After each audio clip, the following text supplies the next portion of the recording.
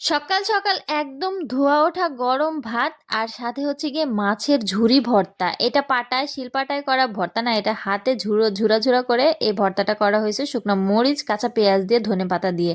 তো বেশ মজা। আর এটা হচ্ছে বরবটি আর সিম দুইটা মিক্সড করে একটা ভর্তা করা হয়েছিল, মাশাল্লাহ অনেক মজা লাগছে এই ভর্তাটা। এই ভর্তাটা ঝাল একটু বেশি হয়েছে তুলনামূলক, যাই হোক তারপরও মানে ঝাল তো আমার বরাবরই ভাল লাগে।